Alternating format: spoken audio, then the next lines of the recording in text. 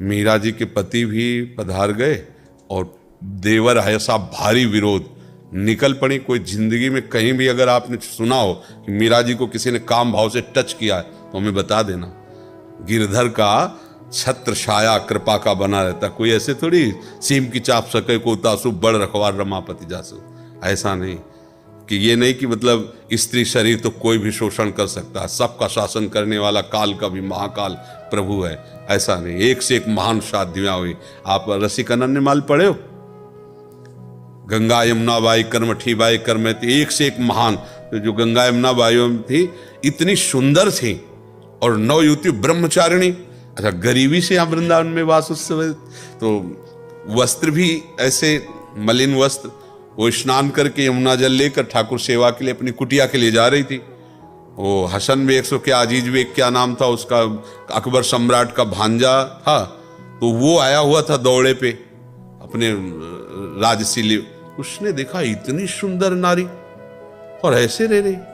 सैनिकों से मतलब जो उनके सलाहकार थे उनसे कहा कि ऐसे इतनी सुंदर, चूंकि भागवतिक सुंदरता होती है ना, और ब्रह्मचारिणी और भजन परायण तो तेज था।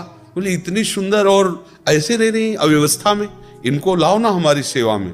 बोले सरकार ये आपकी सेवा में आने वाली नहीं है, ये भजन करने वाली विरक्त जन है, अर्थात ये किसी प्रलोभन से नहीं है। और उसका मन बिगड़ गया उनको देख करके। अब महल में गया तो उसने 2 वेश्याएं बुलाई और कहा जितना धन चाहोगे देंगे, उनको यहां ले आओ। अब बाई जी को अगर प्रभावित कोई कर सकता है तो भगवत चर्चा, वो बड़ी चतुर थी वेश्याएं, आई और ठाकुर जी की चर्चा करना और सुनना और प्रणाम न। अब रोज आने लगी। अब जो रोज आ पाओ तो एक परिचय हो जाएगा, फिर 2 दिन 4 दिन एकदम गोल हो जाओ, फिर आ पाओ तो क्या आपका स्वास्थ्य खराब था, क्या आप क्यों नहीं? ऐसे ही उन्होंने किया। तो उन्होंने पूछा कि आपका स्वास्थ्य खराब था, आप क्यों नहीं आए? तो उन्होंने कहा कि हमारे यहाँ एक बहुत बड़े संत आए हुए हैं, हम उनकी सेवा में थे और मुझे लगता है आपको भी दर्शन करना चाहिए। पहले उनका नहीं, सब संतों की कृपा से भजन चल रहा है वृंदावन से जाने। बोले मथुरा पास ही तो हम लिवा चलेंगे, बहुत सुंदर चर्चा होती है भगवत चर्चा, और आप चलो, आप देखो प्रसन्न हो जाओगे, मेरी मित्रता के कारण चलो। तो संत हृदय उनका स्वीकृति दे दी। नई अवस्था थी, भजन में डूबी हुई। जी गई तो महल में बताया कि यहाँ, तो उनको लगा कि संत का महल और झोपड़ी से बराबर रहता है, जहाँ प्रभु रख दे। जैसे तो शायद होंगे धनी मानी जन, उनका आदर करके अंदर रख ले। जो ये अंदर हुई तो बाहर से साकर लगा दी। और अंदर जब रुके तो देखा वही उनका भांजा खड़ा हुआ था। दृष्टि देखते, काम की दृष्टि और सामान्य दृष्टि में अंतर होता है। माताओं बहनों में इतनी विवेक शक्ति होती है, एक दृष्टि में पहचान लेंगे गंदी दृष्टि से देख रहा है या अच्छी दृष्टि से देख रहा है। उन्होंने देखा और उनका सुनो, बड़े प्यार से कहा ये जीवन राधा वल्लभ लाल को समर्पित है, आगे कदम मत बढ़ा देना, नहीं तो तुम्हारा अमंगल हो जाएगा, तुम हमारा तो कुछ नहीं कर सकते। पर वो राज वैभव से, अब उसको कोई भय थोड़ी था, कोई ज्ञान तो था नहीं। जे आगे बढ़ा, आंख मूंदा और श्री हरिवंश श्री हरिवंश श्री हरि। सामने बबर शेर प्रकट हो गया, दहाड़, बेहोश हो गया, पैजामा गीला हो गया उसका। और बाई जी अंतर ध्यान यहाँ वृंदावन में अपनी कुटिया में, बहुत बार ऐसा भयानक भय, वो आंख खोले तो डरे, आंख खोले तो डरे।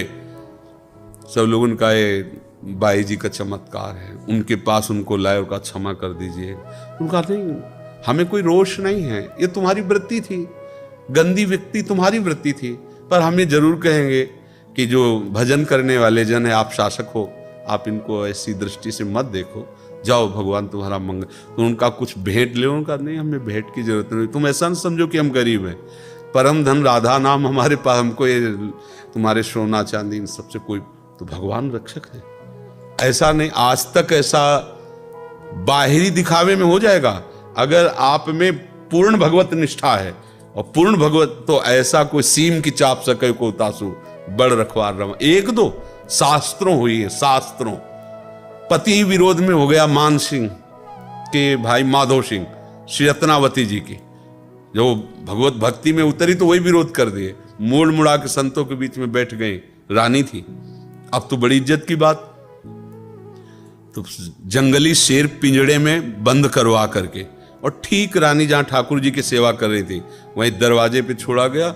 ऊपर बालकनियों में चढ़े हुए सब वो सैनिक देख रहे थे जो लाए थे सिंह को, और जे ही उनका पिंजरा खोला गया, सिंह दहाड़ कर निकला, तो दासी जो उनकी सेवा में रहती, उनका महारानी शेर, तो उन्होंने मुड़ के देखा, बोले सिंह नहीं नरसिंह, मेरे भगवान आ रहे हैं। वही पूजा की थाल लेकर नजदीक गए, तिलक लगाया, आरती की, माला पहनाया, गाय के बछड़े की तरह खड़ा रहा हो शेर, और बस घूमा, मारी छलांग, तो जो लाए थे ना बालकनियों में खड़े थे, फाड़ के फेंक दिया सबको और निकल गए। कोई ऐसा कैसे हो सकता है? हाँ, हमारी शरणागति ठीक नहीं है, हमारे आचरण ठीक नहीं है, तो बाहरी दृश्य में आप कह सकते देखो ये संत है, या ये देखो वो घटना हो गई, उसकी आंतरिक वृत्ति भगवान देखते हैं।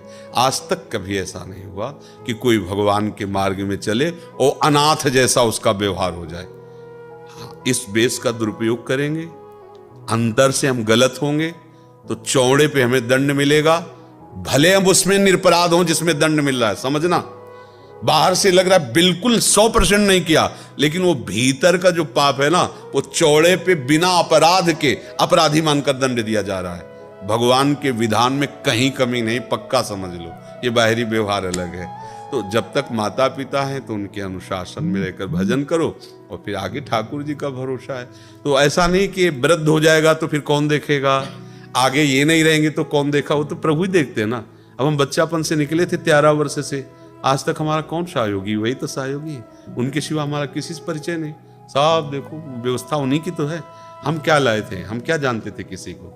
सब उन्हीं के संबंध से तो है, सब उन्हीं को तो जानते हैं। तो ऐसा अविश्वास भी न करे कि आगे क्या होगा। नहीं, विश्व का भरण पोषण करने वाले भगवान अपने जनों की ऐसी व्यवस्था, अगर आज जो हमारी व्यवस्था ना होती तो हमारी जानते हो कितनी दुर्गति होती। पीछे आज के 10-12 वर्ष पहले हम वही खा सकते थे जो मांगते हैं, जो मांग के लाए वही, अगर मांगने नहीं गए तो भूखे पड़े रहते थे कुटिया में। दवाई के लिए अगर है तो 4 घरों में जाकर वो ऐसे थे जिनसे हम पैसा लेते थे, फिर वो 1800 की महीने में दवा आती थी। आज लाखों रुपया महीने खर्चा है, दोनों किडनी फेल है, डायलिसिस होता है, दवाइयाँ, ये वो, क्या दशा होती, कौन मांगने से देता?